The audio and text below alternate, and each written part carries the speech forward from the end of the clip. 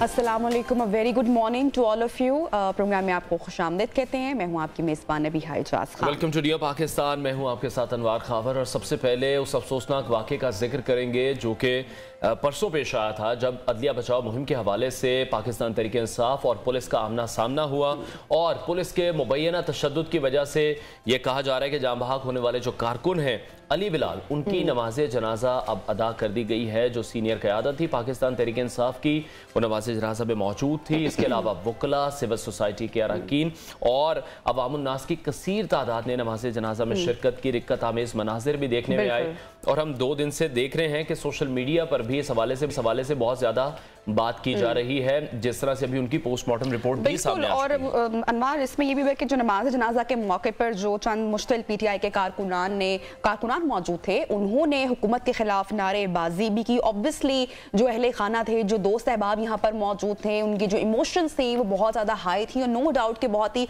अफसोसनाक ये इंसिडेंट है। और अब जो ये शख्स हैं अली बिलाल, इन पर तशद्दुद जो हुआ और जो पूरी रिपोर्ट है पोस्टमार्टम रिपोर्ट, वो भी अनवारा मंजर आम पर आ चुकी है। अच्छा, मामला सुलझने की बजाय मजीद उलझ चुका है और रिपोर्ट ये कह रही है कि अली बिलाल को 27 जगहों पर तशद्दुद का निशाना बनाया गया और जो मौत की जो मेन रीजन बताई गई है वो ये है कि दिमाग पर और पेट पर शदीद जो मेजर चोटें आई, वो दिमाग और पेट पर आई, जिसकी वजह से ब्लीडिंग इंटरनल इतनी ज्यादा हो गई कि मौत का सबब बनी है। बिल्कुल, मकतूल अली बिलाल के जिगर और लबे में भी खून जमा होना मौत की वजह बना है।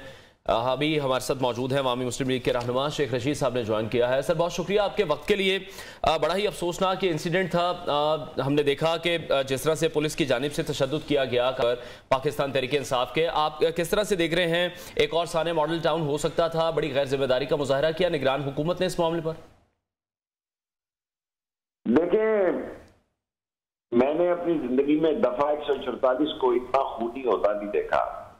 1977 में भी दफा 144 की खिलाफ वर्जियां की गई और इस्लामी जमहूरी इत्तेहाद की, लेकिन एक आध लड़का शहीद हो गया और मुकदमा भी पुलिस की बदियत में दर्ज कर दिया गया जी। इससे बड़ी लाकानूनियत और इससे बड़ी निगरान हुकूमत की नाअहली और नालायकी और उसकी शर्र अंगेजी और पीटीएम की का बी टीम होना जी, इससे बड़ा कोई सबूत नहीं है। और खबरें तो लगी हैं कि बिल्ला शहबाज ने भी टिकटों की दरखास्तें मान ली हैं और आसफ जरदारी ने, और खर्चा देखें 0.10% भी नहीं है इलेक्शन का। इनके जो 85 वज़रा है जी, उनका 10 महीने का खर्चा और इलेक्शन कमीशन का पूरा खर्चा एक बराबर है। और नीयत की बात है, मकाफात अमल है, तारीख अपने आप को दोहराने जा रही है। और अमेरिका ने आज देखें, कल उसकी वज़ारत खारजा ने कह दिया है कि IMF के मामलात को आप खुद निपटें। वो इंडिया से तजारत और कश्मीर के मसले की बात कर रहा है। जो किसी मैंडेट, जिस गवर्नमेंट के पास मैंडेट होगा वही बात कर सकती है जी। और सुप्रीम कोर्ट के फैसले पर अमल ना हुआ तो सुप्रीम कोर्ट के ही दम से अब जमहूरियत है। इसकी जिंदगी जमहूरियत की और मौत सुप्रीम कोर्ट के दम से है। जो सुप्रीम कोर्ट के फैसलों की हुक्मदूरी करे उसे कटहरे में खड़ा किया जाए। ठीक है शेख साहब, ये बताएगा, हम देख रहे थे पहले से ही बहुत ज्यादा रिजर्वेशन से निगरान सेटअप को लेकर पंजाब हुकूमत के पाकिस्तान के तमाम ही रहनुमाओं की जानिब से बात की गई। दफा 144 का जिस तरह से नफाज किया गया इलेक्शन कमीशन की जानिब से, जब ये कह दिया गया कि इलेक्शन की डेट्स अनाउंस हो जाएं, उसके बाद तो दफा 144 नहीं लग सकती। तो अभी पाकिस्तान तहरीक इंसाफ का लाअमल क्या होगा? अभी तो हम देख रहे हैं कि दफा 144 जो थी उसको भी मुअत्तल कर दिया गया है और अभी पीटीआई क्या करेगी? क्या स्टांस होगा इस तमाम तर सूरत हाल पर? किस तरह से आगे मूव करेंगे? देखें जी, वक्त थोड़ा मुकाबला सख्त है। अभी तो वो टिकटों का फैसला करने जा रहे हैं 2-3-4 दिनों में जी, और इलेक्शन होने जा रहे हैं। और इलेक्शन को रोकना, अगर ये समझते हैं कि IMF और दुनिया, आप देखें ना, दुनिया में इस शख्स की जो शहादत है उसको किस तरह दिया गया है और पाकिस्तान की शोहरत दुनिया में किस शक्ल में गई है जी। ये किस किस्म की रियासत है कि जहाँ इंतजाज में बता मार दिया जाता है और हंसी खुशी वो उनकी वैन में डाल जाता है और उसकी लाश अस्पताल जाती है। ये तो बर्बरियत है, फसाइयत है, दहशत गर्दी है। ये रियासती दहशतगर्दी है जिसका खात्मा बड़ा जरूरी है, वरना गरीब को जो रोटी के लाले पड़े हैं उसको भूल कर उसको और फिक्रे लाख हो गई है कि वो महफूज किया है कि नहीं। गली महलों में डाके पड़ रहे हैं, हुकूमत नाम की कोई चीज नहीं है और वैसे ही जबरदस्ती विराजमान बैठे हैं। तो काफी मुश्किल वक्त है और पाकिस्तान को बचाना है, पाकिस्तान को आगे लेकर जाना है, ये सबकी जिम्मेदारी है। ठीक है। अब सर शेख रशीद साहब, ये जो पूरा मामला है अली बिलाल की मौत का जो वाकया है, बड़ा अनफॉर्चुनेट इंसिडेंट है, जो मौजूदा हुकूमत है वो इस पर कैसे लाइल्म हो सकती है? और जो स्टेटमेंट्स सामने आ रही हैं वो बड़ी इनसेंसिटिव स्टेटमेंट सामने आ रही हैं। यही कहा जा रहा है कि पीटीआई का कौन सा ऐसा लॉन्ग मार्च हो जो खूनी मार्च साबित ना हुआ और जलसे जुलूस हुए हो जब किसी को टारगेट ना किया गया, तो पीटीआई इन लाशों पर सियासत भी करती है। आपको लगता है कि इस तरह की स्टेटमेंट्स बजाय कि शफाफ इन्वेस्टिगेशन होनी चाहिए और जो फैक्ट फाइंडिंग कमेटी बनाई गई है वो भी पुलिस ही उसकी इन्वेस्टिगेशन मजीद कर रही है, इल्जाम भी पुलिस पर है, इन्वेस्टिगेशन भी वो करेगी, तो ये मामला सुलझता हुआ दिखाई तो नहीं इनिशियली दे रहा है?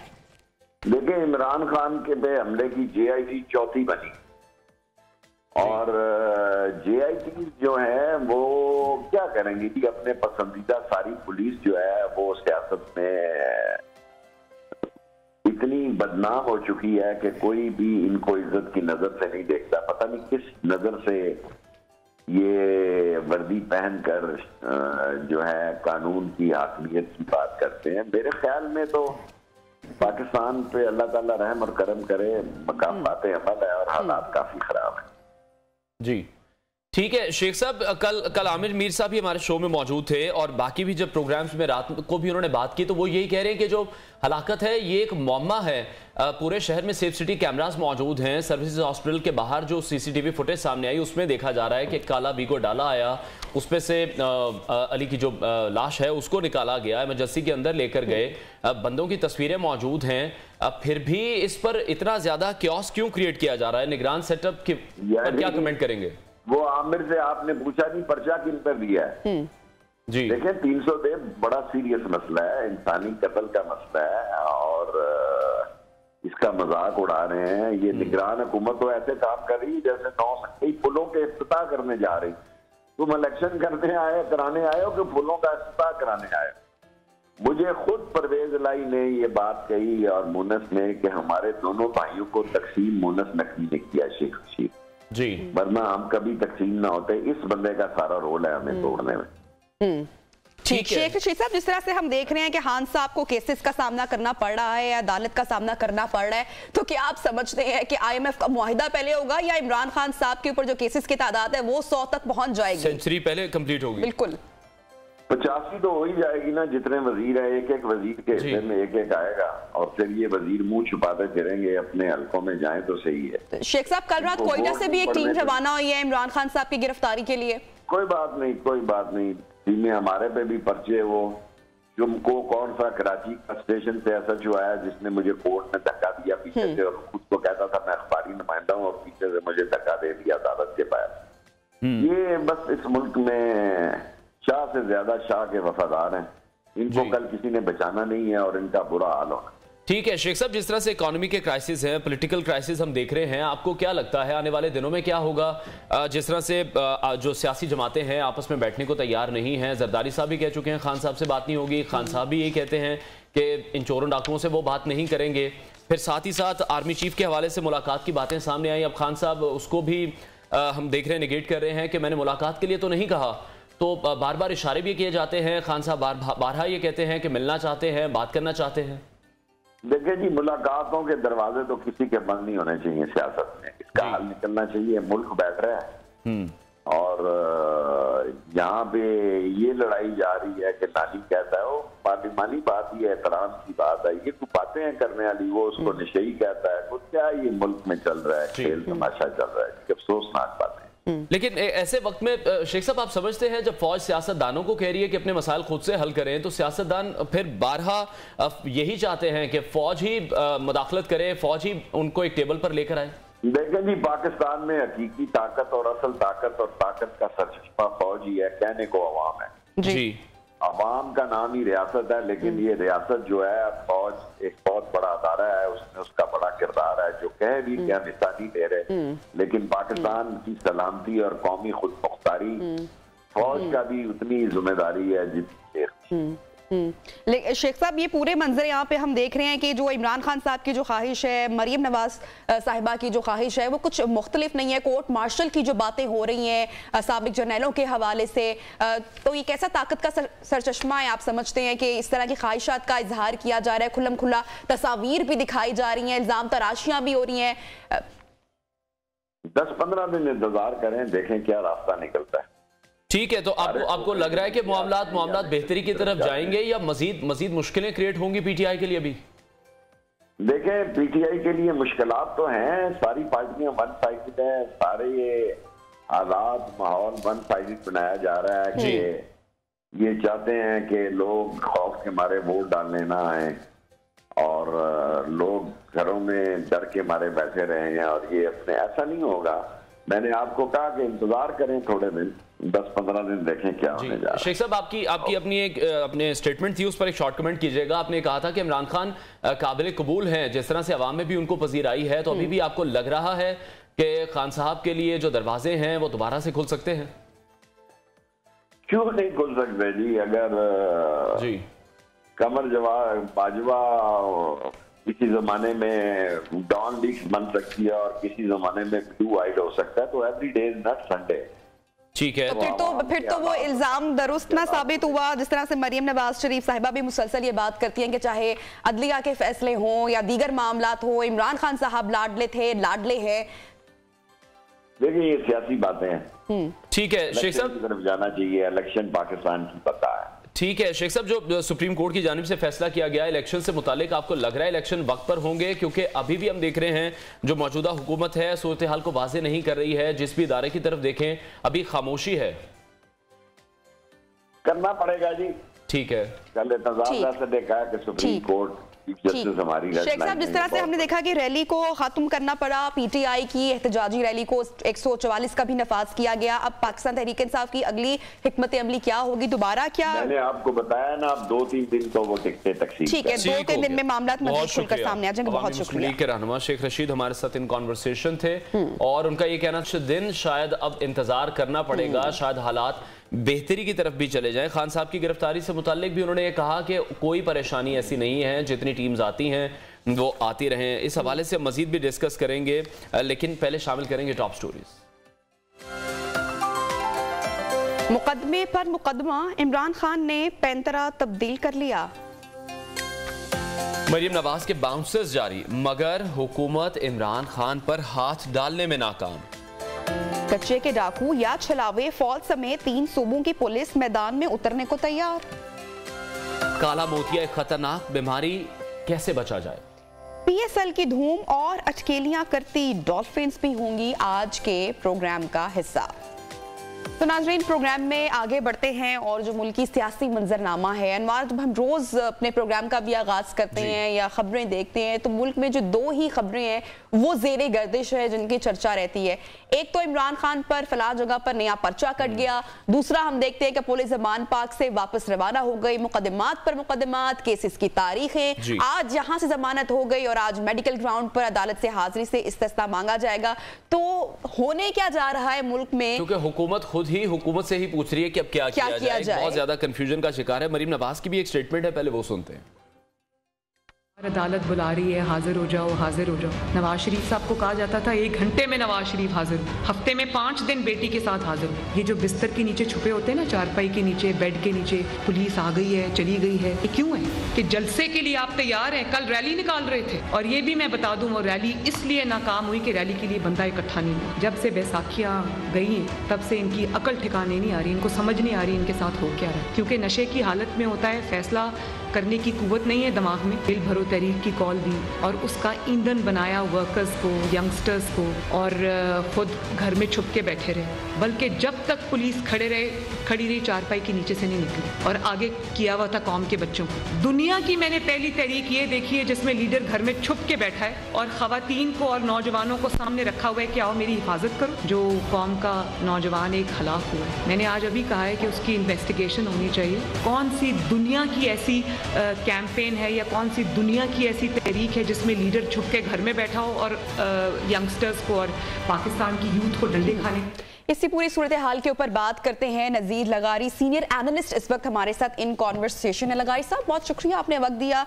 जो इस वक्त सिचुएशन हम देख रहे हैं मीडिया पर और जो पूरा एक वाकया हुआ, एक अनरेस्ट की सिचुएशन क्रिएट है, अमन की सूरत हाल नहीं है, चाहे सियासी मंजरनामा हो या सियासतदान के इस वक्त मामलात हों।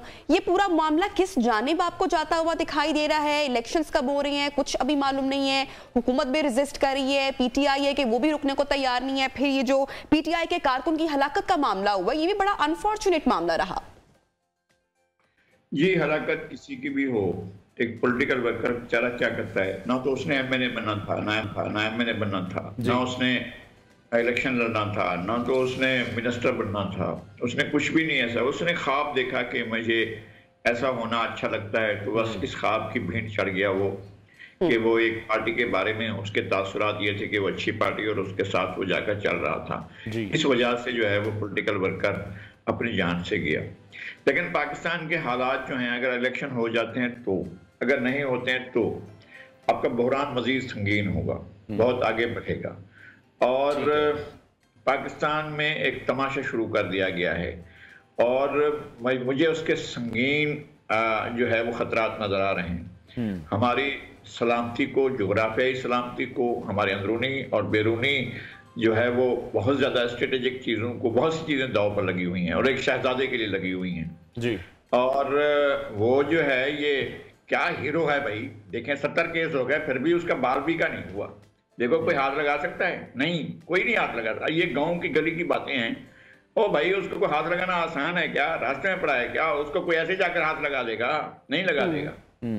तो ये बातें हो रही हैं और ये हीरो बनाने के लिए। ठीक है, लेकिन नजीर साहब, जिस तरह से आप कह रहे हैं तमाशा शुरू कर दिया गया है, इस तमाशे को कंट्रोल करने के लिए कुव्वतें तो मौजूद हैं, जो हमने देखा कि माजी में भी एक्टिव रही। लेकिन अब अभी आपको नहीं लग रहा कि इस सूरत हाल को कंट्रोल करना चाहिए? सियासतदान तो नहीं कर रहे? नहीं, उनका इंटेंशन नहीं है। उनका इंटेंशन नहीं, वो एजेंडा पर काम कर, जो एजेंडा इंटरनेशनल एजेंडा होता है, उनका कोई मसला नहीं होता है।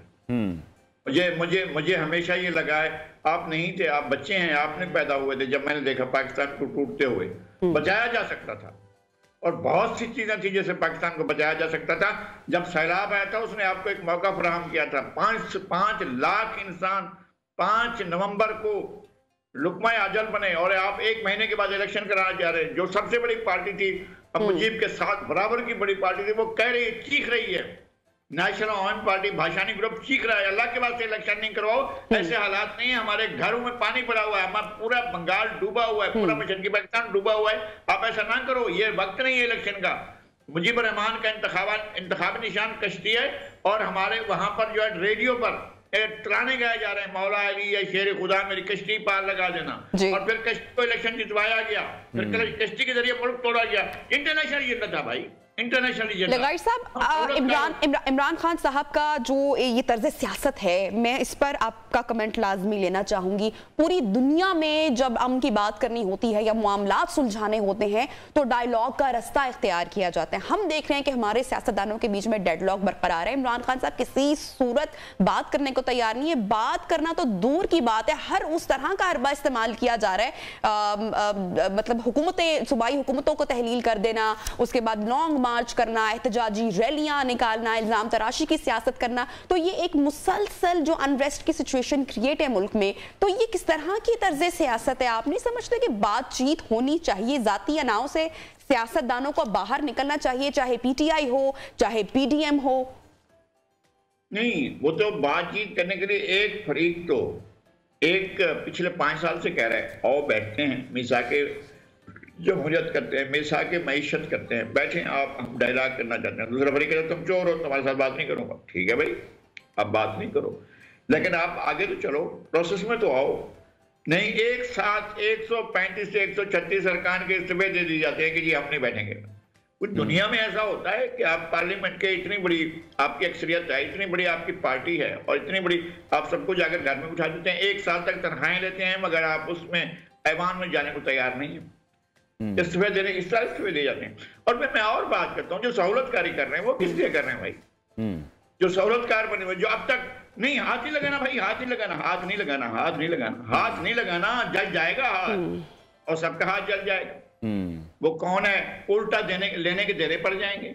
वो पुलिस बेचारी अपनी जान बचाती फिर रही है जी, बस वहां पर 1 मिनट में वो हो जाता है। इसको जितना एक दिन में रिलीफ मिलता है, पाकिस्तान की तारीख में किसी सियासतदान को इतना रिलीफ नहीं दिए गए जो रिलीफ बिल्कुल इतना रिलीफ नहीं मिला। ठीक है नजीर साहब, जिस तरह से आपने इंटरनेशनल साजिश का जिक्र किया, आप देख रहे हैं कि आज भी वही हालात हैं। एहसन इकबाल जिक्र कर चुके हैं, इसहाक डार भी ये कह चुके हैं कि कोई आलमी साजिश हुई है पाकिस्तान की इकॉनमी के खिलाफ। जो आज पाकिस्तान के हालात हैं, पाकिस्तान G20 ममालिक की सफ में खड़े होने जा रहा था और अभी जो पाकिस्तान की इकॉनमी है वो 47वें नंबर पर है। तो इस सिचुएशन में पाकिस्तान को लाया गया है एब्सोल्युटली, और सब सहूलतकार हैं, लाया गया है।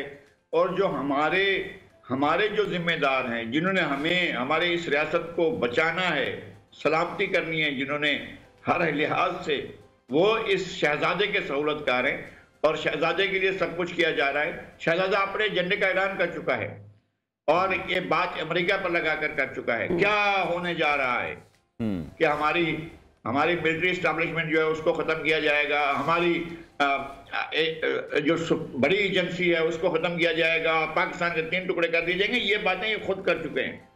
किसी शख्स को ये पता हो, इनको पता था, इन्होंने बाकायदा चैनलों पर कहा ना ये बात, जिसको ये पता हो वो इतना हट धर्म हो सकता है, वो इतना जो है वो अनब्रेकेबल हो सकता है, वो इतना जो है उसको पता नहीं होता है कि इन हालात में एक कौम के मुत्तहद होने की जरूरत होती है। जब आपको पता है कि आपकी मिलिट्री जो है वो स्टेक पर है, जब आपको पता है कि आपकी सबसे बड़ी जो सीक्रेट एजेंसी है वो स्टेक पर है, जब आपको पता है आपका मुल्क स्टेट पर है, आप खुद कह चुके हैं उसके 3 टुकड़े किए जाने हैं, तो आप ऐसे आलम में भी आप एक तरफ खड़े हुए। भाई ये आलमी सहूलतकारी है और हमारे बेचारे लगाइर साहब, जिस तरह से हम अभी ऑलरेडी देख रहे हैं कि जो एक गैर यकीनी की सूरत हाल इस वक्त क्रिएट हुई है मुल्क में, जिस तरह से इंतखाबात की तारीख नहीं है, फिर जो सानिया हुआ परसों वो भी बड़ा अफसोसनाक था, डायलॉग्स नहीं हो रहे PTI के PDM के।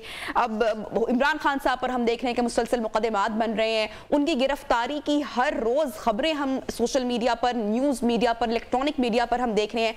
अगर खान साहब की गिरफ्तारी अमल में लाई जाती है तो सर्कमस्टांसेस किस तरीके से होते हैं, क्या मुल्की हालात होंगे, क्या देख रहे हैं आप? कोई कयामत नहीं आएगी। अच्छा, कोई कयामत नहीं आएगी। आपने मुल्क के सबसे पॉपुलर लीडर हुसैन शहीद सोहरावर्दी को किस बेदर्दी से बैरूत के एक होटल में जान ले ली उसकी, वहां मुर्दा पाए गए। आपने जुल्फकार अली भुट्टो को फांसी पे लटका दिया जी।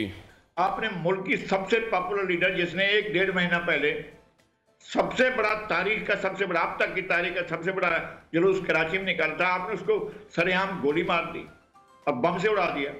तो आपने कौन सी वो हो गया था, और इसको हाथ लगाने से कौन सी कयामत टूट पड़ेगी? कोई भी कुछ नहीं होगा। ये माहौल बनाया जा रहा है और पाकिस्तान स्टेक पर है, पाकिस्तान के इदारे स्टेक पर है, इदारे बेचारे सहूलतकार बने हुए हैं।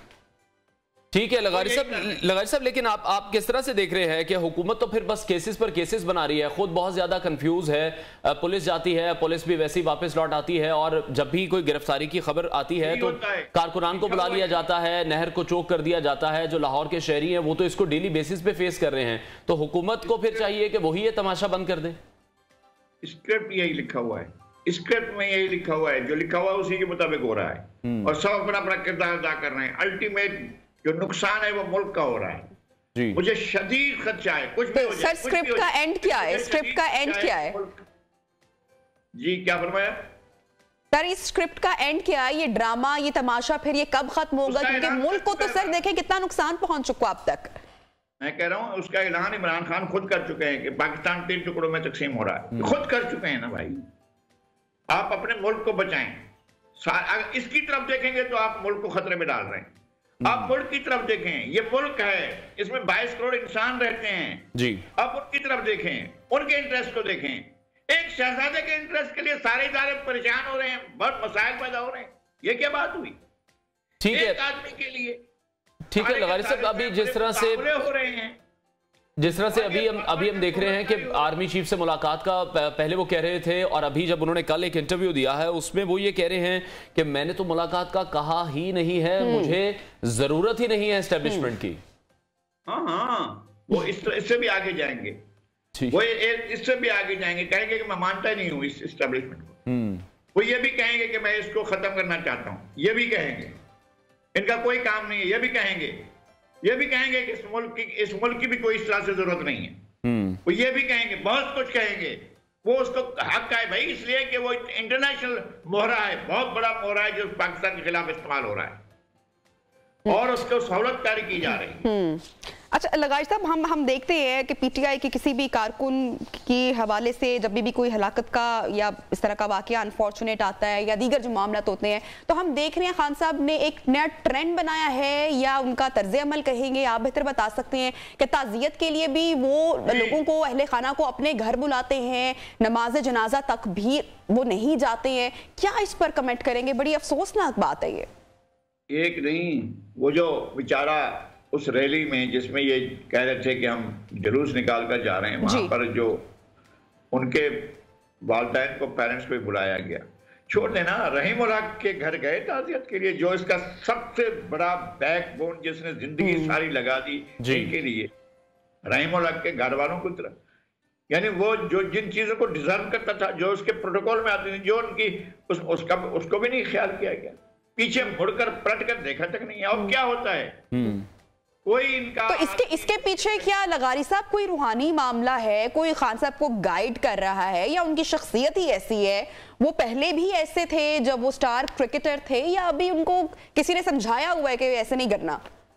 भाई एक तो ये है कि बैनुल अक़वामी एस्टेब्लिशमेंट बहुत काम करती है लोगों के ऊपर, और बहुत लंबे अरसे तक काम करती है, और उसने लंबे अरसे तक काम किया है, एक ऐसी शख्सियत को इमर्ज किया है, पाला है और पोसा है, ट्रेन किया है, इस जगह पर लेकर आए हैं। आपका आदमी नहीं है। कल हम ये बात रिकॉर्ड पर रखेंगे कि जनाब मैंने ये कहा था, ये बात जो है रिकॉर्ड पर रहेगी कि जब साबित होगा कि इसका पाकिस्तान के इंटरेस्ट से, मफाद से, पाकिस्तान के वसी तर मफाद से कोई ताल्लुक नहीं था, इसका कोई और एजेंडा था। खुदा ना करे कि वो एजेंडा इस मुल्क में पाया तकमील पहुंचे, और ये भी तो नाकाम हुए हैं ना, जिन लोगों ने हुकूमत करनी थी, इन्होंने कौन से कारनामे अंजाम दे दिए हैं, ये भी नाकाम हुए हैं। और स्क्रिप्ट भी यही था कि इनको नाकाम करना था, नाकाम करना था। IMF ने अपने कसना था। हुकूमत भी इस वक्त नाकाम दिखाई दे रही है। बहुत शुक्रिया सीनियर एनालिस्ट नज़ीर लगारी हमारे साथ इन कॉन्वर्सेशन थे। प्रोग्राम में वक्त हुआ एक ब्रेक का, ब्रेक के बाद प्रोग्राम को आगे बढ़ाएंगे, साथ रहिए।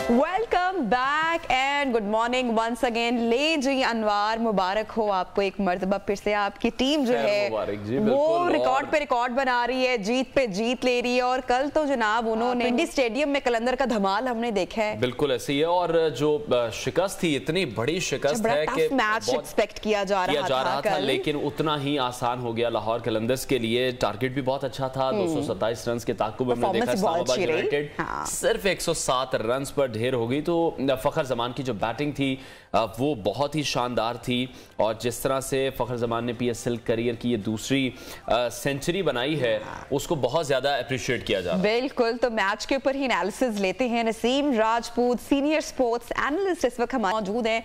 नसीम साहब, अब ये कल के बारे में कहा जा रहा था कि बड़ा इंटरेस्टिंग, बड़ा दिलचस्प और बड़ा टफ मैच होने वाला है, लेकिन हम देखा कि लाहौर कलंदर तो ऐसे छाया है कल मैदान में, तो ये तो प्रेशर और कम हो गया फाइनल के लिए। टॉप रैंकिंग टेबल पर इस वक्त लाहौर कलंदर सबसे ऊपर है।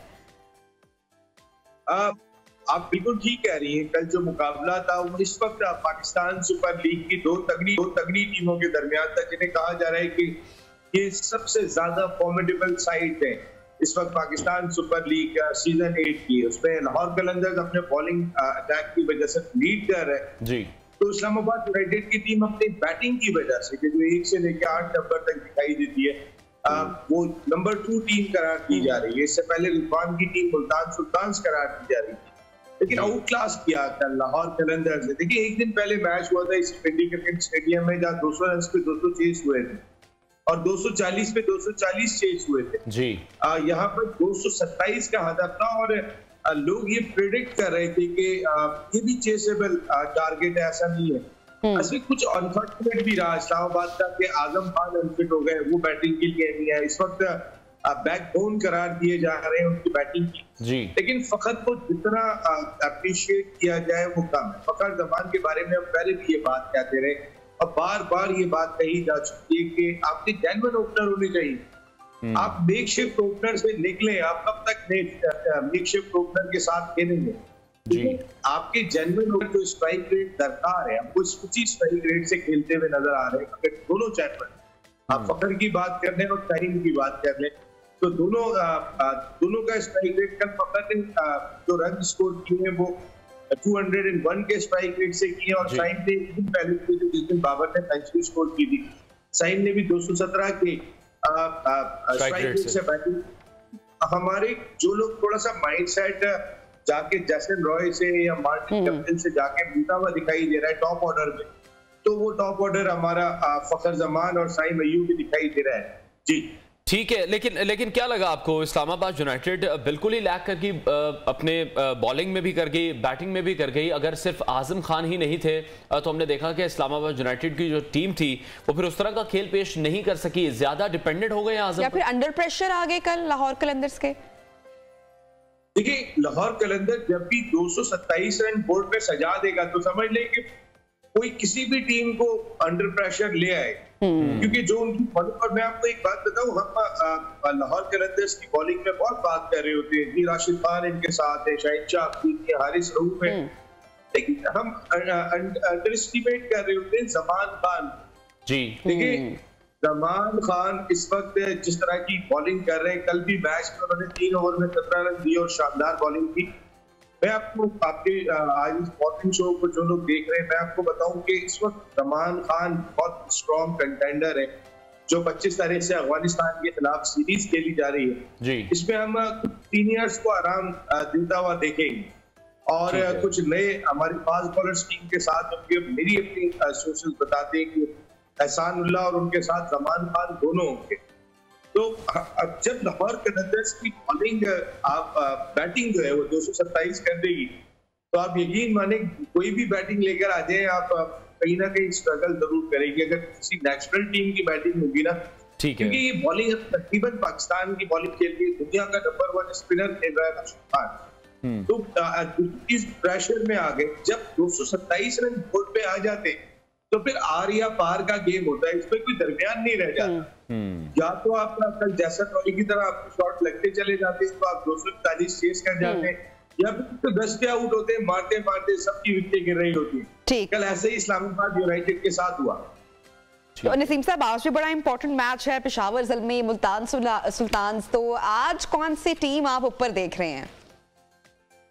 देखिए, बड़ा मुश्किल सवाल है। अब सवालात बहुत मुश्किल होते जा रहे हैं, इसलिए अब अगर हम देखेंगे 2 टीमें क्वालिफाई कर गई हैं, 3 टीमें अभी भी दौड़ में दिखाई दे रही हैं। मुल्तान सुल्तान्स के भी 8 पॉइंट है, पेशावर ज़ल्मी के भी 8 पॉइंट्स है, कोयटा ग्लैडिएटर्स के 6 पॉइंट है। अभी कोयटा ग्लैडिएटर्स का एक मैच बाकी है, अगर वो जीतते तो 8 कर लेते। तो आज जो 2 टीमें जिनके 8 पॉइंट्स है वो मैदान में, आज जो टीम जीतेगी वो प्लेऑफ में क्वालिफाई कर जाएगी, इस्लामाबाद यूनाइटेड और लाहौर कलंदर्स की तरह। लेकिन जो टीम आज लूज करेगी वो होप जिंदा रखेगी यहाँ पे कोयटा ग्लैडिएटर्स की भी। तो ये बड़ा अच्छा साइन है। आपने देखा होगा अक्सर हमारी सुपर लीग के मैचेस जब आखिरी राउंड मैच हो रहा होता है या सेकंड लास्ट राउंड मैच हो रहा होता है, तो हमें पता चलता है कि ये 4 टीमें क्वालिफाई कर गई है। ये सबसे बड़ी खूबसूरती है हमारी लीग की।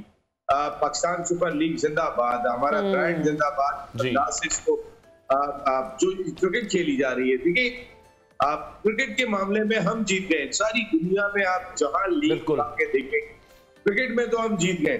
बाकी मामला में आप पैसों वगैरह में तो जाए तो पड़ोसी मुल्क लक्ष्य ज्यादा ले आते हैं।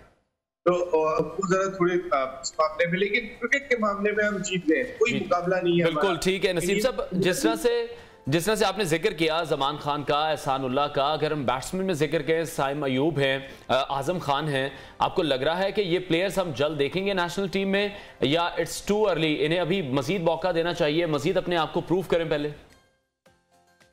देखिए क्या प्रूव करेंगे, क्या प्रूव करवाना है इस वक्त? अगर आप अपना स्लॉट उठा के देखेंगे, मैं आपसे पूछता हूँ जी, हम अगर अपने दोनों ओपनर्स जिन पे बहुत ज्यादा बातें इस वक्त हम नहीं कर रहे, जो इंटरनेशनल प्लेयर्स आए थे वो बात कर रहे, साइमन डूल बात करते हुए दिखाई दे रहे। साइमन डूल भी, उन्होंने पहले रिजवान पे भी बात की थी, एक वक्त पे उन्होंने ये जुमला कहा था कि जब रिजवान सेंचुरी स्कोर की थी, लेकिन उससे पहले उन्होंने 40 रन बनाए थे।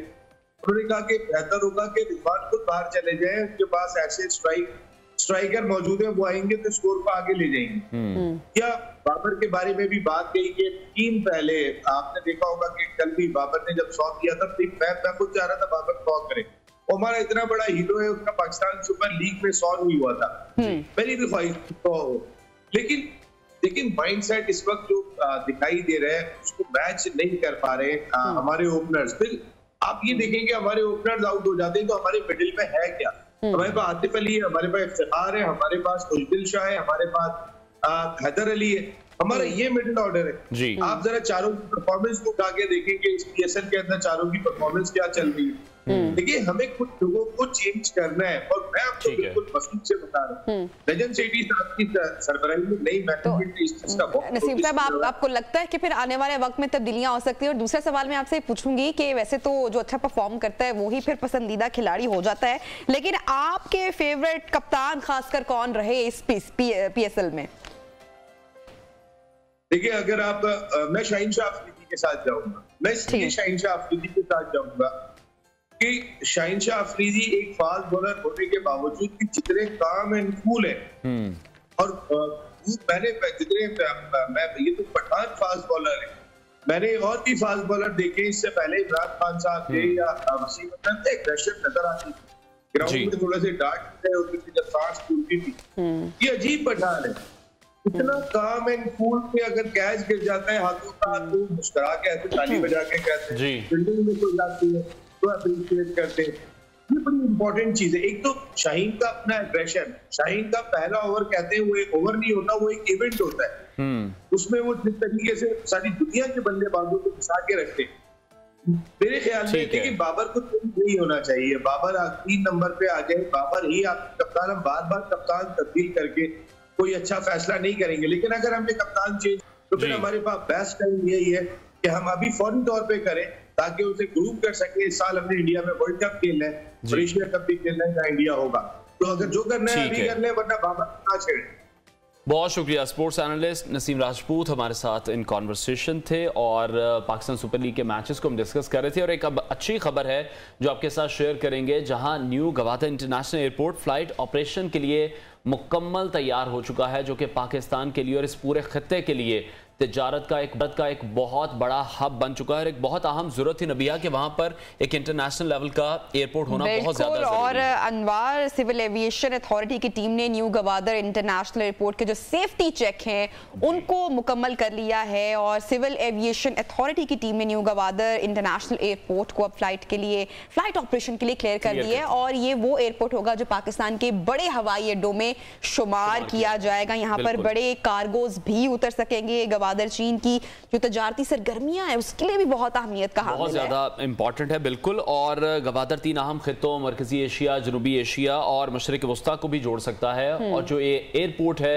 बहुत ज़्यादा इंपॉर्टेंट था क्योंकि खित्ते में तेज़ी से होने वाली जो तरक्की है उसके पेश नज़र और जिस तरह से एक तिजारती हब बनने जा रहा है गवादर, तो आलमी तिजारती हब का किरदार भी यकीनी तौर पर अदा करेगा। और साबिक प्राइम मिनिस्टर इमरान खान ने इसका इफ्तिताह किया था, अब ये कंप्लीट हो चुका है और अब जल्द ही हम देखेंगे कि यहाँ पर जो फ्लाइट ऑपरेशन है उसको क्लियर कर दिया गया है। तो 23 मार्च को ये कहा जा रहा है पाकिस्तान डे पर शायद इसको मुकम्मल तौर पर ऑपरेशनल भी बिल्कुल। और ये बड़ी अच्छी खबर थी नाज़रीन, हमने आपके साथ शेयर की। तरक्याती मंसूबों के मुकम्मल होने के बाद गवादर एक आलमी तिजारती हब का किरदार भी अदा करेगा इंशाल्लाह। और अनवार ब्रेक की जानिब भी प्रोग्राम में इस वक्त ब्रेक की तरफ बढ़ते हैं। हेडलाइंस के बाद आपको दोबारा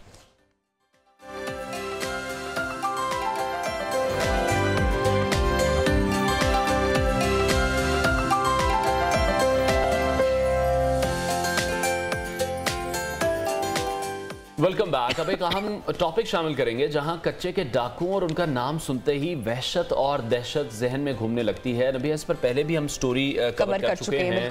वहां पर एक कॉरेस्पॉन्डेंट थे, उन्होंने हमें शो में ज्वाइन किया था, डिटेल्स उन्होंने दी थी, जिस किस्म के उन्होंने इंकशाफात किए थे वो बहुत ही गैर मामूली थे, हैरान कुन थे। तो जो कच्चे के डाकू हैं वो कोई मामूली डाकू नहीं है। हम अपने बचपन से ये सुनते आ रहे हैं, हवाले से जो वाकयात रिपोर्ट होते रहे हैं। तो पंजाब और सिंध का जो दरियाई इलाका है, इसके साथ साथ इन डाकुओं का कई दहाइयों से बसेरा है। और कच्चे के जो डाकू हैं अगवा बराए तावान, कत्ल और इक़दाम कत्ल जैसे संगीन जराइम में मुलव्वस। अच्छा, अफसोसनाक बात यह है कि पुलिस कच्चे में अनवार दाखिल नहीं हो सकती है, और जब भी पुलिस कच्चे में दाखिल होती है तो फिर उनको जदीद असलहे की बौछार का सामना करना पड़ता है। फिर जो मकामी वडेरे हैं, जागीरदार है, उनकी हिमायत चूंकि मौजूद है, मौसूल है इन डाकुओं को, तो उनके खिलाफ होने की वजह से भी जो ऑपरेशन जितने भी पुलिस की जानिब से किए जाते हैं वो कामयाब नहीं रहते हैं। और पुलिस में मौजूद उनके जो मुखबरान हैं उनको भी बर वक्त खबरें पहुंचाते रहते हैं। और अब सिंध हुकूमत ने कच्चे के इलाके में सिंध, पंजाब, बलोचिस्तान पुलिस और फौज के साथ मिलकर ऑपरेशन करने का फैसला किया। बिल्कुल, बारहा नबिया ये कोशिश की गई थी कि किसी तरह से मुज़ाकरात हो जाएं और इस तमाम तर मामले को सॉर्ट आउट किया जाए।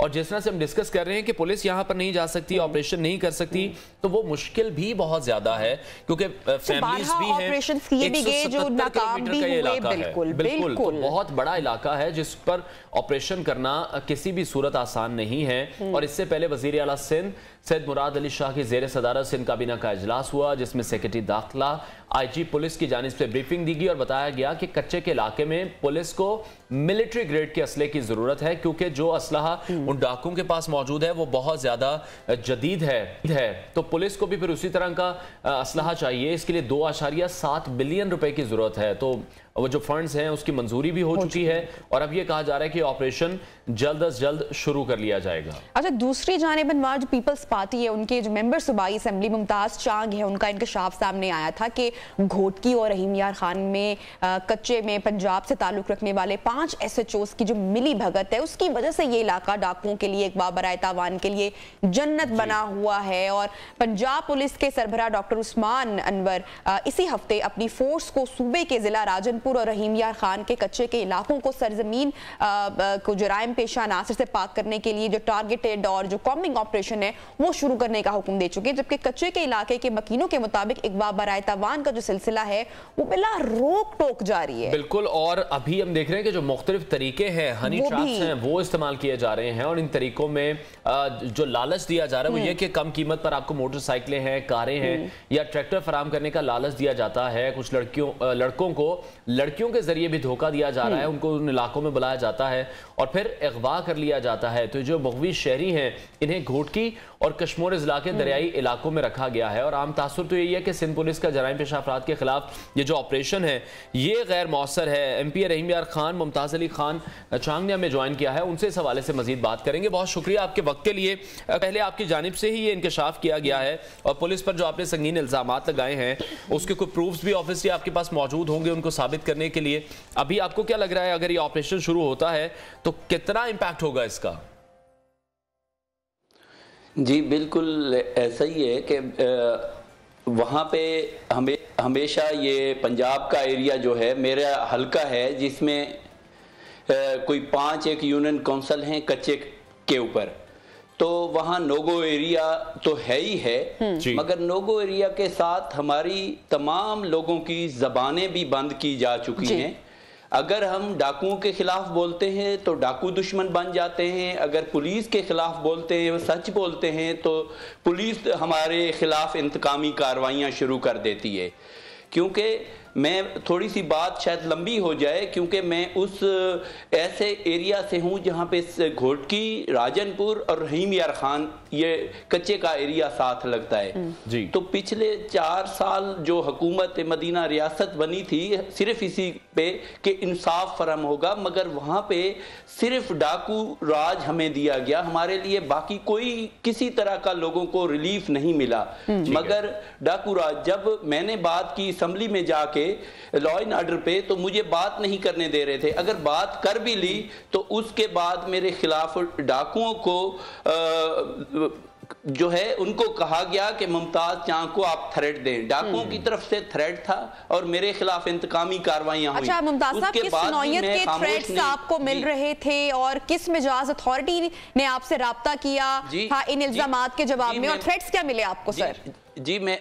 जी मैं बताता हूं। मुझे पुलिस अफसरान ने कहा कि आपकी जान को खतरा है, उसके लिए आपके लिए वेपन खरीदे जा रहे हैं कच्चे के अंदर, anti aircraft gun, rocket launcher, और खुद मुझे डाकुओं ने खुद भेजे एंटी एयरक्राफ्ट की तस्वीरें, रॉकेट लॉन्चर मेरे तस्वीर के साथ लगा के मुझे थ्रेट दिया गया। उसके बावजूद देखें, मैं फर्स्ट टाइम एमपीए बना, मैंने तो सियासी मुझे उस तरह की चालें चलने नहीं आती थी कि मैं डाकुओं के साथ भी मिल जाऊं, पुलिस के साथ भी मिल जाऊं।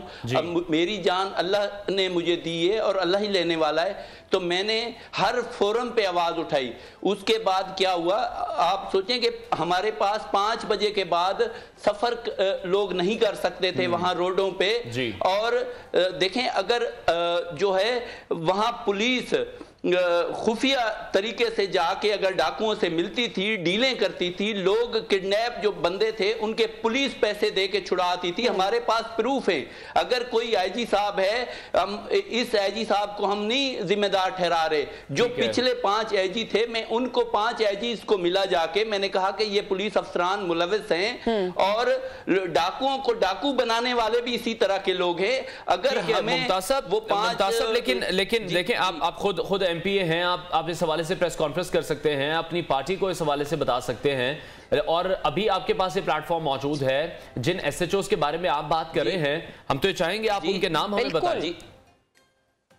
जी मैंने आईजी साहब को एप्लीकेशन दी, आर्मी चीफ को मैंने एप्लीकेशन दी, मैंने आरपीओ को एप्लीकेशन दी, तमाम लॉ एनफोर्समेंट एजेंसीज को एप्लीकेशन दी, 2 दफा मैं प्रेस कॉन्फ्रेंस कर चुका, ग्रैंड जिरगे किए। सिर्फ मेरी बात नहीं है, मुझे थ्रेट की, अवाम को जो लूटा जा रहा है। हमारे पास 70% लोग भत्ता देते हैं, और अगर वो भत्ते से कोई लोग बच जाते हैं, जो कच्चे में शुरफा लोग हैं, वो अगर गंदुम बाहर लेके आते हैं तो उनसे गंदुम पे पैसे लिए जाते हैं। शुगर केन का फसल अगर अंदर किसी ने, शरीफ बंदे ने बीजा हुआ है, जिनकी जमीनें हैं, वो ले आते हैं, उनसे पैसे लिए जाते हैं। अगर देखें ये कोई इतना बड़ा इशू नहीं है। हम क्रिमिनल के खिलाफ हर जगह ऑपरेशन होते हैं, कराची हो, वजीरिस्तान हो, हमारे इदारों को भी, हमारी हुकूमतों को भी हमें सोचना चाहिए कि ये भी पाकिस्तान का एक हिस्सा है। यहाँ पे अमन चाहिए, लोगों को, शरीफ लोग, बच्चे लोगों के तालीम हासिल करें। हमारे पास ना लोग हॉस्पिटल रात को जा सकते हैं, ना बच्चे सुबह तालीम के लिए जा सकते हैं। हमारे पास तो ऑलरेडी मसाइल की अंबार है। अच्छा मुमताज अली खान साहब, चूंकि आपका ताल्लुक इस इलाके से और सारे मामलात आपसे ढके छुपे नहीं है, आप आवाज भी उठा रहे हैं इस हवाले से, आप एमपी हैं इस इलाके के, ये मैं जानना चाहूंगी कि डाकू जिस नौयत का असलहे से उनके पास मौजूद है, जिस नौयत का मौजूद है, जदीद असलहा उनके पास मौजूद है, कौन इनका प्रोवाइडर है, कहां से ये पहुंचता है इन डाकुओं तक? मिलिट्री ग्रेड का असला जो कि पुलिस के पास भी नहीं है। देखें जी मैं बताता चलूं कि अभी सिंध गवर्नमेंट ने कुछ इस तरह की वेपन्स की बात हम सुन रहे हैं, मगर जहां डाकू रहते हैं या जो ये हनी ट्रैप है या दूसरी तरह से लोगों को बुलाया जाता है, उसके चारों सर्कल पुलिस की चेक पोस्टें हैं, चाहे सिंध की हो चाहे पंजाब की हो। वो लोग किडनैप कैसे अंदर चले जाते हैं, जिनको किडनैप करते हैं, जैसे वेपन अंदर कैसे चले जाते हैं, उनको फूड सप्लाई कैसे होती है, और उनको फिर वो पैसे कैसे लेते हैं। तो इस तरह के जो मेन वहां पे देखें, मैं भी पॉलिटिशियन हूं, क्रॉस द बोर्ड जो पॉलिटिशियन अगर इन्वॉल्व हैं, फैसिलिटेटर, उनको हाथ डालना चाहिए। जो वहां के लोकल लोग फैसिलिटेटर हैं उनको हाथ डालना चाहिए। सबसे पहले जितने भी पुलिस अफसर आज से 15 साल से लेके आज तक, नाम लेंगे आप, कौन से सियासतदान हैं जो इन्वॉल्व है, कौन से मकामी जागीरदार हैं, कौन से वडेरे हैं, आप उनका नाम मंजर आम पर लेकर आए, मीडिया आपके साथ है। जी नई बात सुने, मेरी पहले जान को खतरा है, 50 से 60 बंदा मैं लेके फिर रहा हूं, मुझे ओपनली थ्रेट है, मैं उनको अहमियत नहीं देना चाहता, मगर तमाम लॉ एनफोर्समेंट एजेंसीज के पास उन फैसिलिटेटर के भी नाम हैं जो मैंने लिस्टें देखी हैं, जो मैं वहां जाके उन सियासतदानों के भी नाम हैं, उन क्रिमिनल के, उनके पुलिस अफसरान के सर फहरिस्त थे।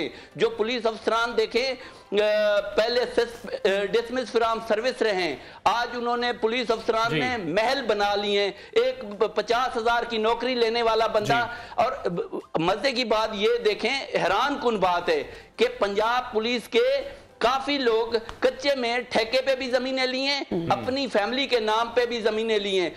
हम कच्चे में नहीं जा सकते। एक वहां पे हमारा ट्राइब है और हमारे पास सारे फैसिलिटी है, उसके बाद हम कच्चे में हालात की वजह से नहीं जा सकते। तो ये कैसे कच्चे में जमीनें खरीदते हैं, कच्चे में जमीनें ठेके पे लेते हैं और लोगों के साथ हर बंदे सिर्फ जबानें खामोश हैं। हर इंसान के दिल में वहां जितने भी लोग हैं, वो ताजर हों, बाकी कारोबारी हों, गरीब लोग हों, कोई भी हो, सहाफी हो, वकला हो, उनसे पूछें कि कौन से बंदे इन्वॉल्व हैं। तमाम लोगों की तमाम की जबानें बंद हुई हैं। ठीक है मुमताज साहब, जिस तरह से आप कह रहे हैं तमाम लोगों की इन्वॉल्वमेंट है, इसका मतलब जो जागीरदार हैं, बडेरे हैं, सियासतदान हैं, पुलिस हैं, डाकू हैं, वो तमाम ही लोग मिलकर अवाम को लूट रहे हैं?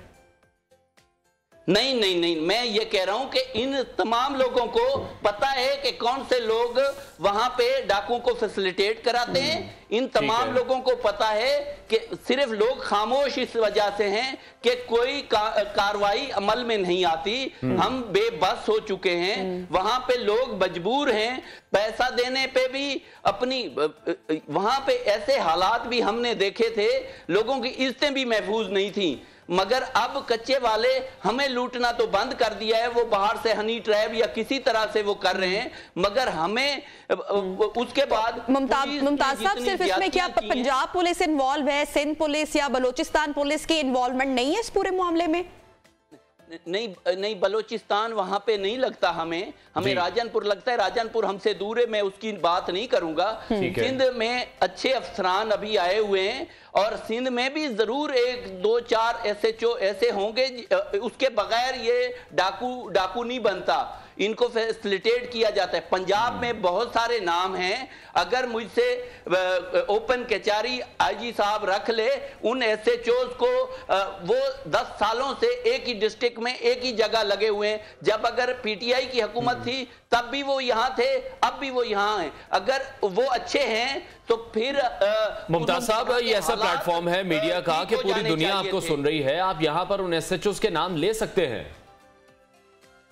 देखें, मैं SHO के नाम तमाम वहां पे सबको पता है, मैं उनकी अहमियत इतनी नहीं दे सकता। मेरे साथ कोई भी एजेंसीज के लोग बैठे और साथ सीनियर पुलिस अफसरान बैठे, हुकूमत के लोग बैठे, मैं बिल्कुल बताने प्रूफ के साथ बताने के लिए तैयार। तो अब जिस तरह से मुमताज साहब, अब अवाम को भी बताएं, अवाम भी जानना चाह रहे हैं। वैसे भी ऑपरेशन होने जा रहे हैं, सिंध हुकूमत कच्चे के इलाके में ऑपरेशन करने जा रही है। अगर आप खुलकर बात करेंगे तो आपसे भी राब्ता होगा, आप बता सकते हैं इंफॉर्मेशन सर। जी, मैं बता रहा हूं कि दूसरी बात है, ऑपरेशन होने जा रहा है, अच्छी बात है, अल्लाह करे वहां पे अमन आए, वहां पे लोग तालीम हासिल कर सकें। इसके साथ ऑपरेशन के साथ 2 मेन चीजें करनी होंगी ताकि अमन हो। सबसे पहले जितना भी पैसा यहाँ पे आप ऑपरेशन या अमन के लिए लगाएंगे वो जाया जाएगा जब तक ऐसे फैसिलिटेटर को हाथ पहले नहीं डाला जाएगा या इनको नहीं हटाया जाएगा। दूसरी बात है, आप ऑपरेशन अगर कर भी देते हैं तो उसके बाद आपने क्या करना है कि वहां पे देखें, जब कच्चे में या कच्चे की मलका यूनियन काउंसिल है, वहां पे अगर आप तालीम नहीं देंगे, वहां पे रोड रास्ते या हॉस्पिटल नहीं देंगे तो हम जानवर बन जाएंगे, हम अनपढ़ जाहिल बनेंगे, हम डाकू बनेंगे। हुकूमतों को चाहिए लाहौर में सारे फंड लगा देते हैं, अगर कच्चे में वो पैसा लगाया जाए, उनको तालीम दी जाए तो वहां भी अच्छे लोग पैदा हो सकते हैं बाद में, और वो सारी चीजें कानून के दायरे में। मगर ये चंद लोगों की मफाद में ये हालात हैं, उन्होंने ये हालात खराब किए हुए हैं और अल्लाह करे कि हम तो अल्लाह से उम्मीद रखते हैं। बाकी मुमताज साहब, पहले भी हमने देखा कि बहुत ज्यादा ऑपरेशन किए गए हैं, आपको लगता है अब जो ऑपरेशन होगा वो इतना इंपैक्ट रखेगा, उसका कोई फायदा होगा और अब इस तमाम सिचुएशन को क्लियर कर लिया जाएगा? देखिए, दो चार चीजें हैं। एक नेशनल चैनल है, मैं बताना चाहता हूं कि इन्होंने क्या किया है, पुलिस वालों ने बेगुनाह बहुत सारे लोगों को भी क्रिमिनल वहां पे बनाया है, जिनकी कोई किसी तरह का भी इन्वॉल्वमेंट नहीं थी। अगर इनको पैसे किसी ने नहीं दिए, इनको ब्लैकमेल करके लोगों पे 20-20 एफआईआरें भी झूठी की हैं। हम कहते हैं जो क्रिमिनल हैं उनको बिल्कुल, अगर ये ऑपरेशन करते हैं, जो इस कार्रवाइयों में जो दहशत में इन्वॉल्व हैं, उनको बिल्कुल कानून के दायरे में लाएं और उसके बाद यही अमल है। मगर इससे सबसे पहले बेहतर है कि ये जितने भी, चाहे वो पंजाब में हैं चाहे सिंध में हैं, ये सीनियर पोस्टों पे लोग इन्वॉल्व नहीं हैं। ये एसएचओ डीएसपी लेवल तक की बात है। चंद एक डीपीओज भी थे जो कच्चे में जाके वो डाकुओं से मिले थे। इतनी इंफॉर्मेशन आपके पास मौजूद है, सिंध हुकूमत में से कोई आपसे राब्ते में है, ऑपरेशन अगर होने जा रहा है, ये सारी डिटेल्स आपने शेयर की हैं सिंध गवर्नमेंट के पास, प्लस जो आपको लाइफ थ्रेटनिंग इशू है, इस हवाले से आपने बाबर करवाया है, कोई सिक्योरिटी आप अपनी खुद से साथ लेके चल रहे हैं या आपको प्रोवाइड भी की जा रही है? जी बिल्कुल, मैं बुलेट प्रूफ गाड़ियों में फिरता हूं क्योंकि मेरे पास, मैं कारोबारी भी हूं। मैं पाकिस्तान में 5 जो पार्लियामेंटेरियन, टॉप पार्लियामेंटेरियन में, उनमें मैं टैक्स पेयर हूं।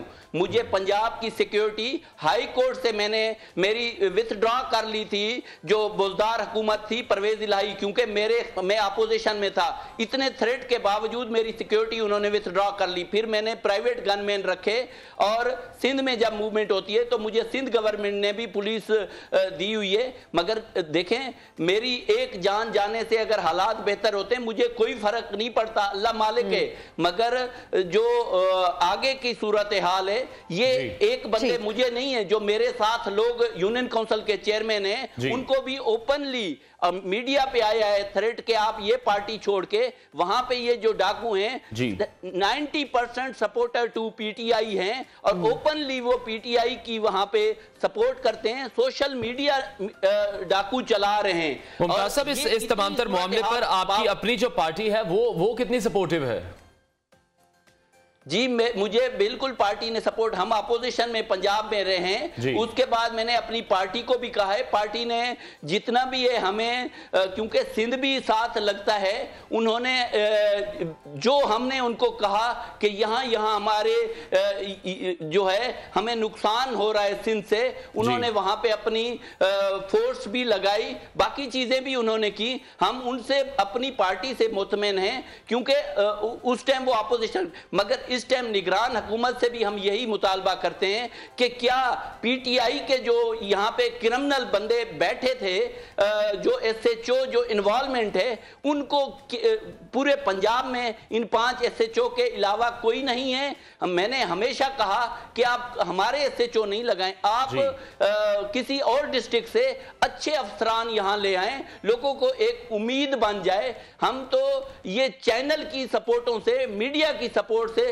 सिर्फ इस हद तक आए, मगर मैं अकेला बंदा होके कहां देखें, हमने कैंपेन भी करनी है, हमने किसी की शादी में जाना है, कमी में जाना है, मेरी जान को खतरा है, मुझे अपनी फैमिली भी रोकती है, बाकी दोस्त भी रोकते हैं कि आप इस तरह की बात ना करें। मगर कोई तो बंदा होगा कि हमने अल्लाह को जवाब, हकीकत तो मैं बयान कर रहा हूं, उसके खिलाफ, मेरे खिलाफ एफआईआरें की गई, झूठी एफआईआरें, मेरी बहन के ऊपर डाकुओं के घर से फायरिंग कराई गई, मेरे अपने घर पे फायरिंग कराई गई। मेरे लिए काफी बेहिसाब मिसालें हैं उस पिछली 4 साल की गवर्नमेंट की, जिन्होंने इंतकाम भी लिया, साथ साथ मुझे डाकुओं से भी इतना प्रेशराइज किया कि ये सियासत छोड़ के, इन लोगों की बात करना छोड़ के। बड़ी करेज है आपकी कि आप इसके बावजूद इस पूरे मामले के ऊपर आवाज उठा रहे हैं, बात कर रहे हैं, और स्टे सेफ हम आपको ये कहते हैं। और अनवार, काफी फैक्ट्स जो है मुमताज अली खान साहब ने शेयर किए हैं लाइफ थ्रेटनिंग इश्यूज होने के बावजूद। उम्मीद ये करते हैं कि जिस गवर्नमेंट की जानिब से अब जो ये ऑपरेशन किया जा रहा है ये कामयाब हो पाए। बिल्कुल, क्योंकि हम बहुत दहाइयों से सुनते आ रहे हैं कि वहां पर डाकुओं का राज है और उसको खत्म होना चाहिए। जो वहां के लोगों के हालात हम देख रहे हैं, जो अभी हमें मुमताज साहब भी बता रहे थे। ब्रेक लेते हैं, ब्रेक के बाद आपको दोबारा ज्वाइन करेंगे।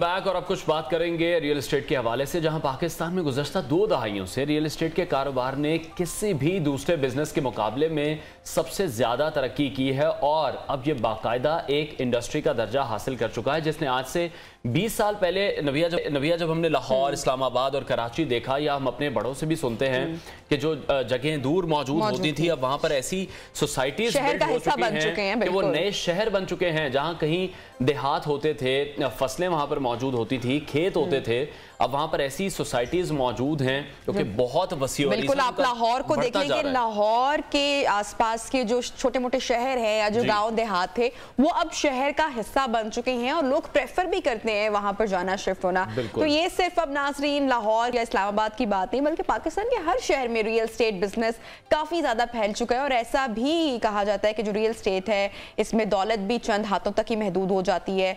मजमूई तरक्की, मसलन तालीम, सेहत, खुराक और मजमूई जो इंफ्रास्ट्रक्चर है उसकी तरक्की की बजाय सिर्फ मकानात बनाने तक अनवार महदूद हो जाती है। बिल्कुल, लेकिन अब सवाल तो यही है कि क्या जो रियल एस्टेट का बिजनेस है वो पाकिस्तानी मईशत को फायदा दे रहा है या फिर पाकिस्तानी मईशत के लिए नुकसानदेह है। इस हवाले से मजीद बात करेंगे। हमें ज्वाइन किया आज प्रोग्राम में रियल एस्टेट कंसल्टेंट हैं एहसन मलिक, उनसे बात करेंगे। एहसन साहब, बहुत शुक्रिया आपके वक्त के लिए। जिस तरह से हम एक पॉइंट रेज कर रहे हैं उस पर बात करना चाहेंगे आपसे कि रियल एस्टेट सेक्टर पाकिस्तान की गिरती हुई मईशत को क्या मदद फराहम कर रहा है या क्या कर सकता है, क्योंकि आम तासुर तो यही है कि अक्सर मईशतदान भी यही कहते हैं कि इंडस्ट्रीज लगती हैं तो फिर मुल्क तरक्की करते हैं।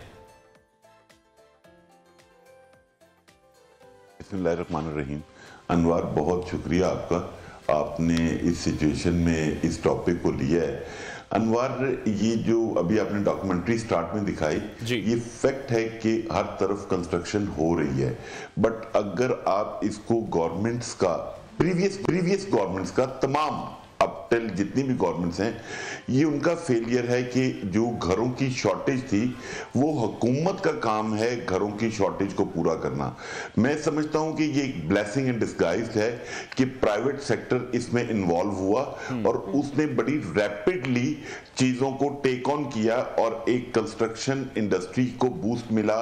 रियल एस्टेट सेक्टर का व्हील ने खुद भी चला और मुल्क के इकोनॉमिक व्हील को भी लेकर चला, बट समहाउ ये जो एक बैक ऑफ माइंड चीज चलती है कि जी इंडस्ट्री नहीं चलती, रियल एस्टेट में लोग पैसा करते हैं, उसकी एक बहुत बड़ी वजह ट्रस्ट है लोगों का रियल एस्टेट सेक्टर पे।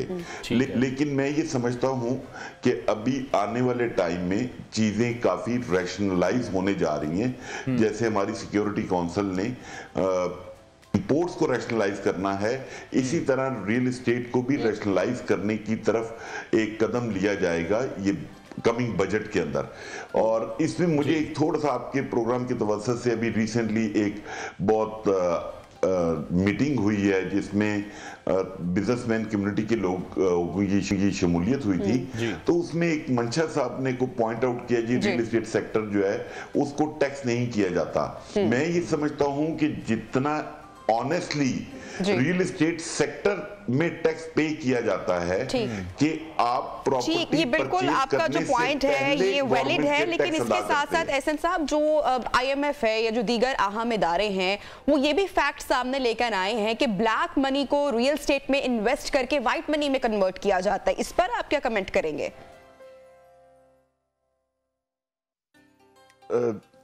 मिस बात black money, it's not black money, ये अनडिक्लेयर्ड अमाउंट है जो बेसिकली हमारे वैल्यूएशन के सिस्टम ने, मैकेनिज्म ने लोगों की अनडिक्लेयर्ड अमाउंट को ब्लैक मनी कहलवाना शुरू कर दिया है। ठीक है, उसके ऊपर जो मेरी बातचीत हुई है अभी कंसर्न क्वार्टर्स में, तो अभी जैसे अगर आपको नॉलेज में हो कि DC रेट्स जो है वो हर साल रिवाइज होते हैं, और जबकि FBR रेट होते थे वो कभी साल बाद कभी 2 साल बाद, तो इस दफा FBR भी DC रेट्स के साथ अपनी वैल्यूएशन को लेकर चलेगा जो कि 1 जुलाई से एप्लीकेबल होंगी। इसमें 2 कंसर्न थे कि ये जो भी स्लम्प आया हुआ है उसकी वजह से जहां पे FBR वैल्यू ज्यादा हैं और अनोमलीज बन गई हैं उनको रैशनलाइज किया जाए, और जहां पे प्रॉपर्टी की वैल्यू ऊपर चली गई है और FBR वैल्यू कम है उसको रैशनलाइज किया जाए। तो मैं ये समझता हूँ ये बड़ा एहसन इकदाम है, और मैं आपके प्रोग्राम की तरफ से तमाम पाकिस्तान के स्टेक होल्डर्स को, रियल एस्टेट एसोसिएशंस को ये बताना चाह रहा हूं कि वो अपनी प्रपोजल्स बजट की भी तैयार करें और एफबीआर वैल्यूएशन की भी। ठीक है, लेकिन एहसन साहब आप क्या समझते हैं रियल एस्टेट पर जो बड़ा इल्जाम है इस वक्त हम देख रहे हैं मौजूदा सिचुएशन में ज़रई ज़मीनों की जगह पर तामीरात हो रही हैं, जो काबिल काश रकबा है पूरी दुनिया में। अब कोशिश तो ये की जा रही है कि हर मुल्क ज़राअत में कफील हो, लेकिन पाकिस्तान में ज़रई ज़मीनों पर सोसाइटीज काटी जा रही हैं। इस पर कोई लॉ होना चाहिए, कोई सख्ती तो हो।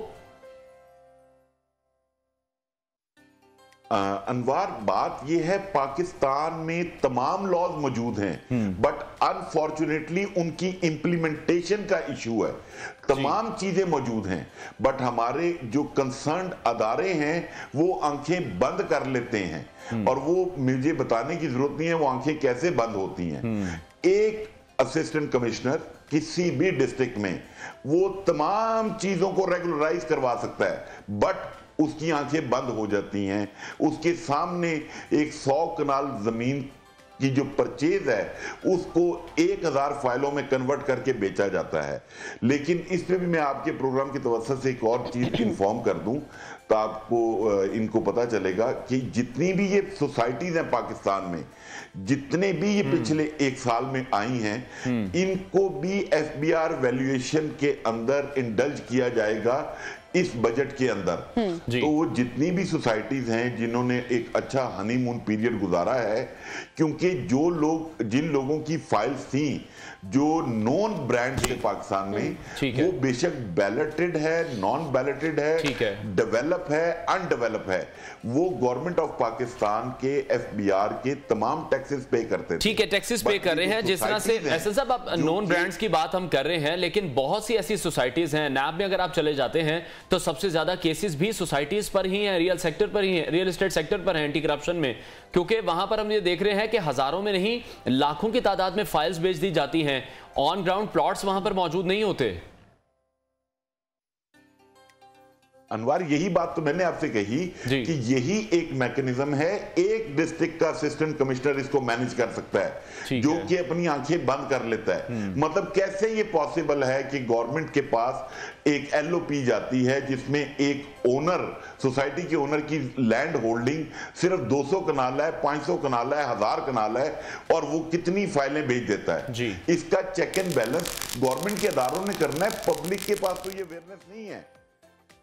ठीक है, तो ऐसे साहब अभी जो करंट सिचुएशन है उसमें आपको क्या लग रहा है, इकोनॉमी के लिए कितना हेल्पफुल है रियल एस्टेट सेक्टर, और बेहतर बनाने के लिए मजीद जो अभी इकोनॉमिक क्राइसिस है पाकिस्तान में, तो किस तरह से बेहतरी लाई जा सकती है? अनवार, बेसिकली मैं ये समझता हूं कि ये जो अभी हमारी इकोनॉमिक टीम है जो लीड कर रही है, लाइक जैसे तारिक पाशा साहब है, SA to PM on revenue, उसके बाद अशफाक तोला साहब है, उसके बाद चेयरमैन एफबीआर बहुत सीजन और लर्नड आदमी है, और चीजों मतलब इतने टाइटन हालात में भी वो चीजों को जिस तरीके से मैनेज करके लेके चल रहे हैं, तो मुझे उम्मीद है कि क्योंकि एक तो प्लस पॉइंट ये है कि होपफुली ट्यूसडे या वेडनेसडे को हमारा स्टाफ लेवल एग्रीमेंट हो जाएगा IMF के साथ, और समवेयर को 21 से लेके 28 मार्च के इन बिटवीन हमारी बोर्ड मीटिंग हो जाएगी IMF की। तो ठीक है, एंड मार्च और फर्स्ट वीक ऑफ मार्च अप्रैल में हमें जो 1 बिलियन की रेमिटेंस आनी है IMF से, वो हमें रिलीज हो जाएगी, और उसके बाद पेरिस क्लब और जो बाकी डोनर्स हैं उनसे हमें पैसे मिलना शुरू हो जाएंगे। और हमारा जो एक्सपेक्टेड है वो ये है कि हम इस डॉलर को अप्रोक्सीमेटली जून तक 250 और 260 की ब्रैकेट में देख रहे हैं, क्योंकि जब शुरू में सागदार साहब ने इस डॉलर को रोकने की कोशिश की तो जो वर्कर्स रेमिटेंस आती थी बाहर से, वो रेमिटेंस बहुत ड्रॉप हुई। उसकी वजह ये थी कि बैंक रेट बहुत कम था और लोगों ने हुंडी और हवाले को रेफरेंस बना के उस चैनल से पैसे भिजवाने शुरू किए। ये अभी भी जो करेक्शन आई है उसकी भी यही वजह थी कि जो वर्कर्स रेमिटेंस है वो अट्रैक्ट हो और बैंकिंग चैनल से आए। तो जो ये पॉलिसीज लेकर चल रहे हैं चीजों को रैशनलाइज करने के लिए, और कोशिश ये की जा रही है कि चीजों को इस तरीके से सॉफ्टन किया जाए कि लोगों को वो मतलब हीट ना आए उसकी, मतलब लाइक जैसे मैंने भी आपको बताया कि ये FBR वैल्यूएशन का जो मैकेनिज्म है, मैं इसका बड़ा खुश खैर मकदम करता हूँ कि हमेशा ये एक नया डिबेट शुरू हो जाती थी मुल्क में कि जो DC रेट्स है वो जून में होते थे और FBR वैल्यूएशन या FBR के लोग जो हैं वो नवंबर दिसंबर में जागते थे। तो अभी ये सारी चीजें बजट के साथ लिंक होके बड़ा मैकेनिज्म बन जाएगा। बहुत बहुत शुक्रिया Ehsan Malik, real estate consultant हमारे साथ इन कॉन्वर्सेशन थे और वो भी अनवार यही गुफ्तगू कर रहे थे कि पाकिस्तान IMF के हवाले से भी जो मुआहिदा हुआ, जो आने वाला टाइम है वो बेहतर हो सकता है। रियल एस्टेट जो है सेक्टर वो पाकिस्तान में जो मईशत है उसको, पाकिस्तान की जो तरक्की है बिल्कुल उसके लिए मदद फराहम। बिल्कुल। ब्रेक लेते हैं, ब्रेक के बाद आपको दोबारा ज्वाइन करेंगे। स्टे विद अस।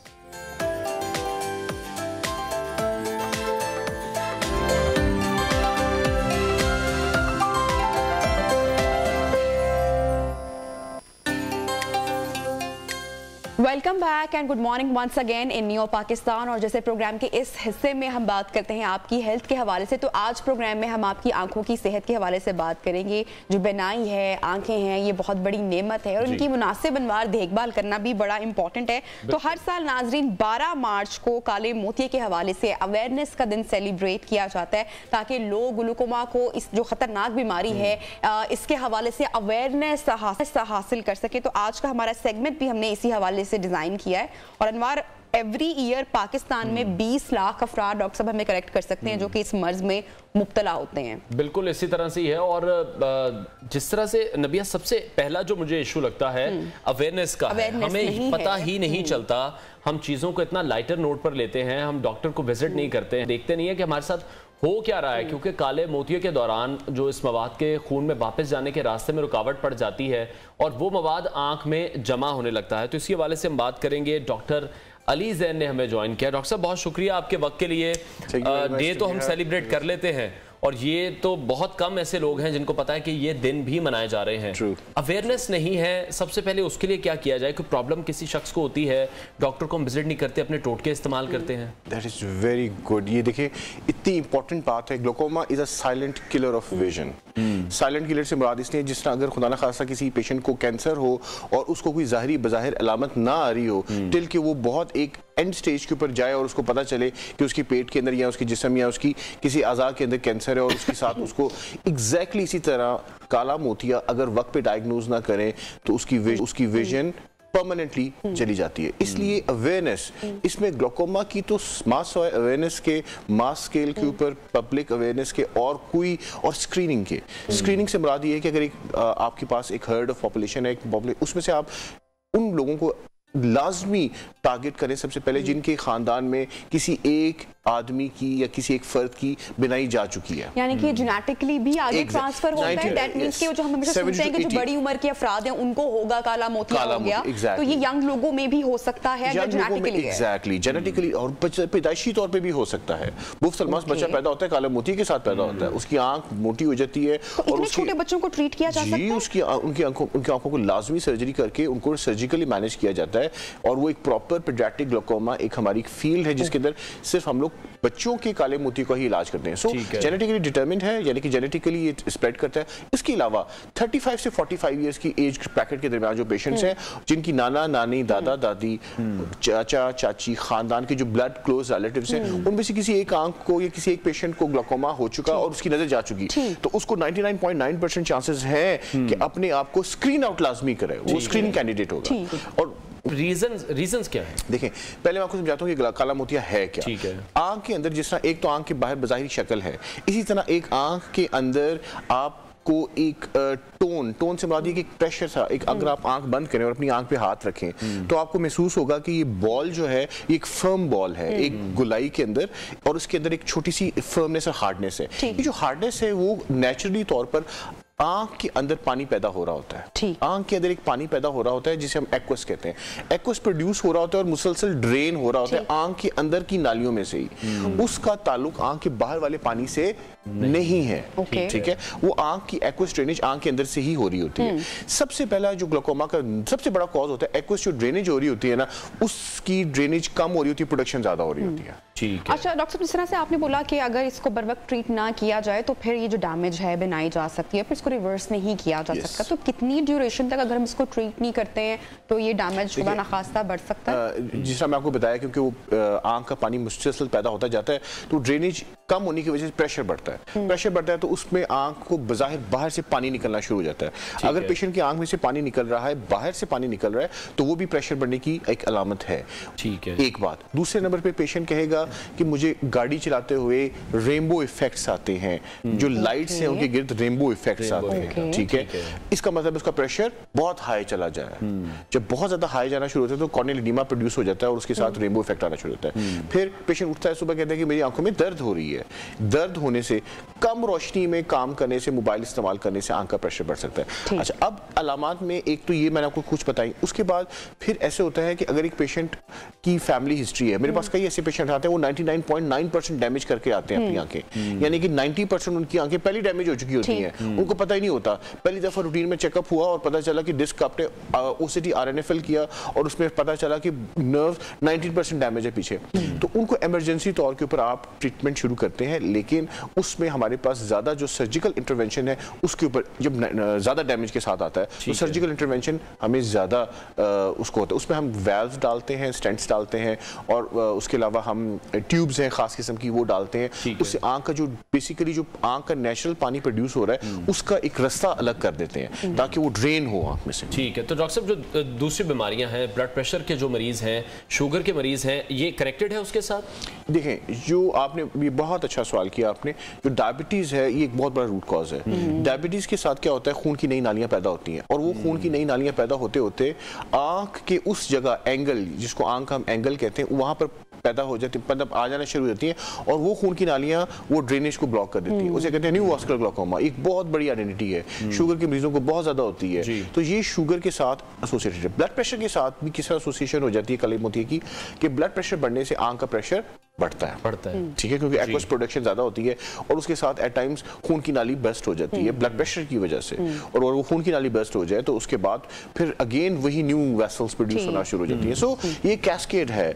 उसमें सबसे बड़ी अवेयरनेस अगर खानदान में किसी, और 35 से 45 ऑनवर्ड जितने लोग, लड़के लड़कियां हैं या मर्द और हज़रात हैं, they have to make sure that they get yourself, जब वो चेक हो एक रूटीन में चेकअप करवाएं। कोई भी ऑप्थेल्मोलॉजिस्ट अपना उनसे कहें कि हाँ। डॉक्टर साहब, हमारे यहाँ काला मोतिया, सफेद मोतिया, हमने हमने फैक्ट्स भी शेयर किए। एक तो इनकी क्या अलामात डिफरेंट है, प्लस जो इनका इलाज है क्या ये कॉस्टली है और ट्रीटमेंट आसान है? देखिए, जो सफेद मोतिया है ना सर, वो तो भी हाँ, मैं आपके इंसान के बाल सफेद हो जाते हैं, एग्जैक्टली इसी तरह नेचुरल लेंस में सफेद हो जाना है।